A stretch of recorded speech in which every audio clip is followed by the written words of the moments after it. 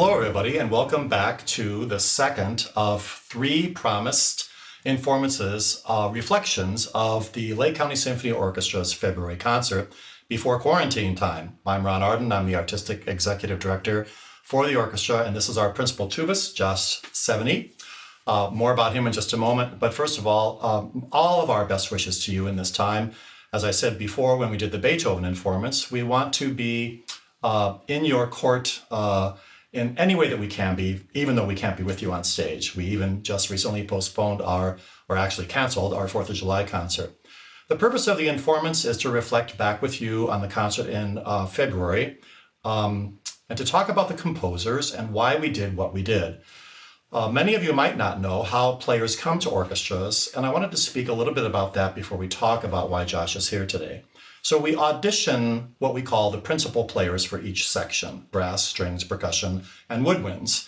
And those auditions are based on a person's talent and resume, and they play a certain number of excerpts from the orchestral repertoire that are difficult for that instrument, and they also play a solo. We were in need of a principal tubist about a year and a half ago, or a little bit more than that, and Josh was a person who came to us and asked if he could audition. So the brass players, the other principal brass players, and I would hear an audition like that, and we did for Josh. And one of the pieces that he played was an excerpt from the Concerto by Vaughan Williams, a very famous British composer for tuba and orchestra. And he played it beautifully. After that, he left the room, and the brass players and I just looked at each other and we said, this is a done deal. He really is a marvelous player and played very well. Very soon after Josh was offered the job and joined the orchestra, he came to me and asked if there was some remote possibility that he could actually play the Vaughan Williams with the orchestra. It just so happens that I love the Vaughan Williams Tuba Concerto and was wondering if there would ever be a day as a conductor that I would be able to feature it on the program. In conjunction with that, the LCSO has semi-traditionally featured a principal player on our Timeless Classics concert in February. It had been a couple years, but we've had percussion and violin and flute and oboe and trombone, trumpet. I played a double viola concerto with our principal violist several years ago. So I thought it was a really grand idea, and I bellied up to the bar really fast and said, I don't see any reason why we couldn't. So I said, I have one caveat, and that is it has to be memorized. And Josh didn't even blink. He said, not an issue. He can talk about more of that when he talks to you. But there is controversy among wind players, especially about whether or not a piece needs to be memorized. Thankfully, Josh and I agreed that when you memorize something, even if you have a memory blip in the performance or make a small mistake, the actual art form is much more positive and higher than if you have music in front of you. And he did both surprise the musicians in the orchestra and the audience by being memorized. But it's been a standard for so long, and I guess I'm old-fashioned enough that I just stuck to it. So we proceeded to program it, and it was a very interesting journey, I think, to actually get the score, to see the difficulties of the work, and to put it on what was already a very challenging program. Next month, you'll hear me with Charles Brown, our composer in residence, talk about the big piece on the program, which was his poem for American Acrimony, for mezzo, narrator, and orchestra. So between the Beethoven and the Vaughan Williams and that piece, it was a very big program, musically speaking. Vaughan Williams, to talk a little bit about the composer before I introduce Josh to you formally, is probably Britain's foremost classical composer. And when I say classical, I mean Western music, the art form of opera and ballet and symphonic and solo instrument music that you hear on classical concert stages. Interestingly enough, the Tuba Concerto doesn't get a lot of playtime. I don't understand that. I don't get it. It's a nice, neat little 20-minute piece that fits really well on the first half of a program, and it's beautiful music. It's very sweeping and just a wonderful show of the instrument. Vaughan Williams really captured the instrument in a good way. Again, Josh will talk about that. I'm very proud that on such a difficult program, the orchestra, I think, rose to the occasion and played really, really well on 2 rehearsals. That always, I think, scares and marvels people in the audience when they realize how much rehearsal time we spend. But we are a professional group, and so we all bring our music ready to go at the first rehearsal and take it from there. So I wanted Josh to be the person who talked about the piece, and I'm going to pass the baton, as it were, to him, and he's going to do some wonderful sharing of the work with you with clips from the concert that are just extraordinarily spectacular. So, Josh, welcome. Thank you so much, and thank you for being here at the Informance. I appreciate it. Whether you were there in person or whether you're hearing it digitally, this was such a fun project for me to be a part of, so I'm really glad that you were able to lend your ears. So a little bit about Vaughan Williams for me personally, and the concerto itself. Part of what I like about Vaughan Williams is he does so many things that harken back to the people that he studied, people like Beethoven, people like Mozart, but still is very forward-thinking in a lot of his music. You can find things that sound very classical, meaning the time period, and then you can find things that sound angry, robust, and very 20th century, and I really like that. And this piece exemplifies that because the writing itself is very classical, very standard, but it's for the tuba, which is a very unstandard instrument. So I love that about Vaughan Williams, and I love that about this piece. Before we listen to the first clip, which is from the first movement, I just wanted you to keep the idea of patterns in mind. I'm going to speak a lot about some different patterns that make up this music. Now, the first clip you're going to hear is from the first movement. This follows a very standard format for works in the Western art category, which is that it has a fast first movement, a middle movement that's slow, and a third movement, a finale, that's fast as well. So what you're about to hear is the first part of the prelude or first quick movement. Hope you enjoy. I have a question for you before you go, Josh. Yeah, of course. I'm springing this on you. If in the scope of Vaughan Williams' opus, do you think the concerto is a lot like other things that we would know, or is it definitively different as a musically speaking? I think it's more like some of his more melodic works, like the Lark Ascending. Okay, got it. And it is less like some of the more harsh, dramatic works like the Sea Symphony. Right. So, okay. Cool. Yeah. Awesome. So, great. Hope you guys enjoy.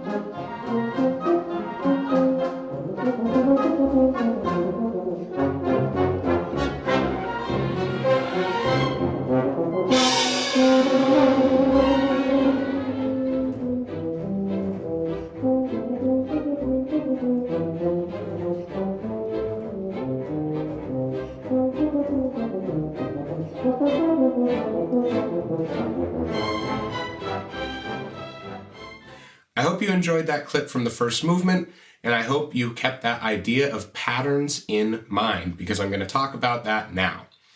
In the first 16 measures of this piece, which is about half of what you heard, Vaughan Williams only uses 5 notes: C, E flat, F, G flat, and B flat.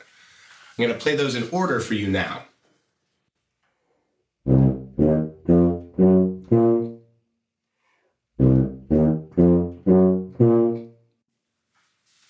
And he'll take these notes and switch up the order of the notes. He'll put them way up high in the register and way down low in the register. For you as an audience member, this makes it very nice to listen to because it's in this nice little consonant or pleasing box. For me as a tuba player, it makes memorizing a lot easier because all I have to do is follow these patterns. Another reason why I think, going back to that idea of Vaughan Williams being innovative and classical at the same time, one of the things that I like about this is by keeping it in that aesthetic box, it doesn't allow you, the viewer, to hear how difficult it is to go through the wide range of this instrument. It sounds very easy, sounds very simple if played correctly. For the tuba player, it gives us a chance to show off this wide range, and in the middle 20th century when this work was done, there wasn't a lot of solo stuff that allowed us to do that. So that was really exciting. Now, the next thing you're going to hear is a cadenza. If you're not familiar with the term, cadenza just means it's a moment where either a soloist or a small group will control the pacing. So Ron will put down his baton, and in this case myself will control the pacing, how fast we move, how slow we move, how loud it gets, how soft it gets, in order to control the dramatic flow of the piece. For me as a soloist, it's a lot of fun to play these cadenzas because it really allows you to inject yourself into the music. So I want you to listen, because this cadenza is built up on a lot of different patterns, and see how many different patterns you can find throughout.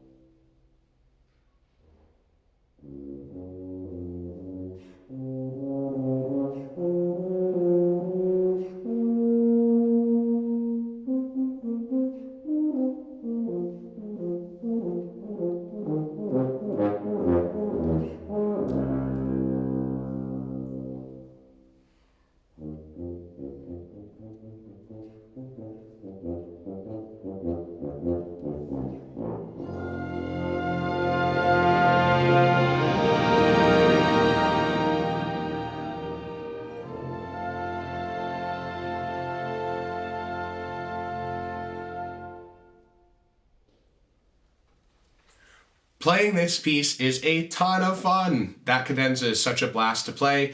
Something that's becoming more popular for modern tuba players when they play this is to rewrite the cadenza like you would in a classical work like Mozart or Handel. I wanted to stick to the original cadenza because it's so much fun to play and because those patterns are so satisfying. So the next movement, the slow movement, is absolutely gushing with beautiful melodies, and it's based off a pattern that you probably have heard before, which is just a major scale. It's a D major scale, so I'm going to play that for you now.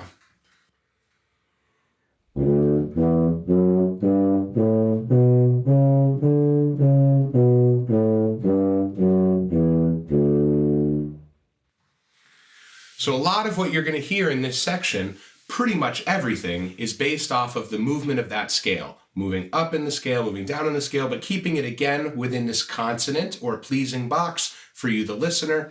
There is only one moment in this, right at the end, that utilizes a note that is not from the D major scale. As you're listening, see if you can find it.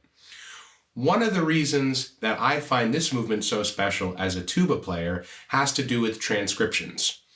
So as a tuba player, most of our solo work that starts in the early 20th century is transcriptions. We steal a lot from flutes, we steal a lot from voice, strings, violin, cello, bass, all of them.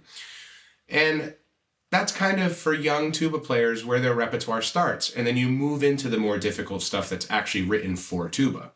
In the case of the second movement of the Vaughan Williams, other instruments take it from us. Bass trombone, euphonium, cello, bass have all taken this and transcribed it so they can play it. So it's really nice to have a piece that is for my instrument that other people want to steal, since we're doing so much stealing ourselves. See if you can find that moment that's not in D major, and I hope you enjoy the next clip.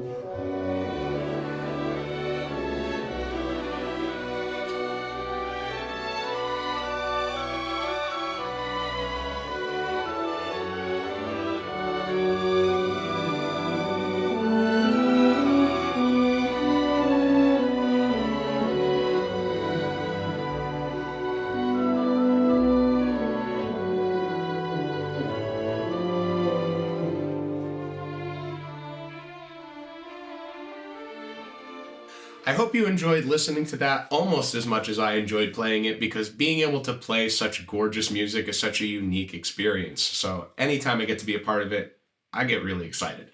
Now, we're going to move away from the gorgeous second movement into the furious finale movement. This is quick, it's agile, it shows off what the tuba can do. Ordinarily, during this time period in the mid-20th century, if you know tuba, you probably know this. Right? And no. So there, Vaughan Williams says, throw that out the window. We're going to make this sound like a ripping string part. And again, as a tuba player, it's super exciting because people aren't really expecting what's going to come out of this third movement. Now, patterns. We're not done talking about patterns yet. So there's two patterns I want you to be aware of in the section of this that you're about to listen to. The first is the very first lick you hear in the tuba. And it sounds like this. I'm going to slow it down a little bit for you.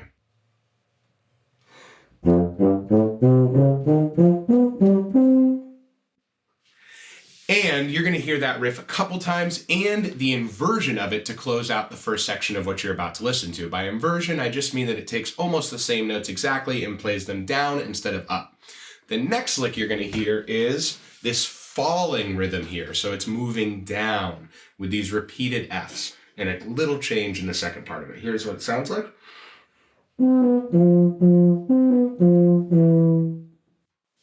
And both of those licks, the rising lick and the falling lick, are used interchangeably. They'll change the notes out, but it's still basically this rising lick and this falling lick, just done in different ways. So, as you listen to this next section, those are the patterns I want you to focus on, and I'll have one more short thing to tell you and we'll finish out the piece.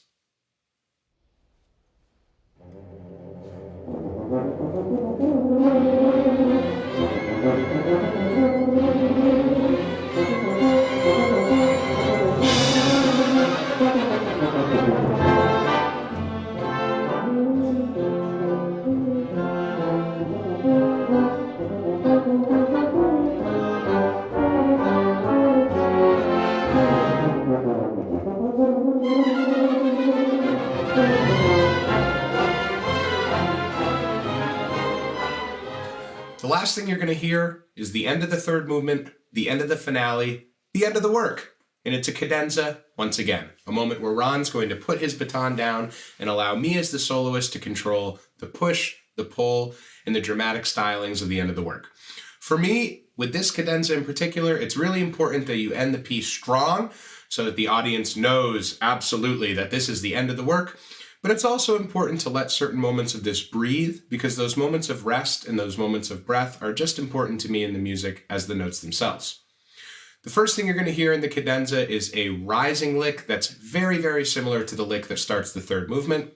You're going to hear that a couple times. It's going to use, once again, the full range of the instrument all the way up, way down low, and really just allows the tuba player to show off the versatility of the instrument that they play. The other rhythm that you're going to hear, the other pattern, is the falling rhythm I mentioned at the beginning of the third movement. Comes back again in this cadenza in my favorite moment of the piece. It's a moment where I play that falling rhythm very loud, then bring it back very soft, and then bring it back very loud again, and it creates this fantastic echo effect that is my absolute favorite part of playing this piece. So, whether it was in person, whether it was at the Informance, or whether it was a combination of both, thank you so much for listening, because this was a real passion project for me. It was a ton of fun to play. The orchestra stepped up, 2 rehearsals, they sounded fantastic, and I really enjoy working with Ron, so being able to do that on a musical level was a lot of fun. So, without further ado, the end of the piece, and then Ron and I are going to speak a little bit at the end. I hope you enjoy it. Thank you.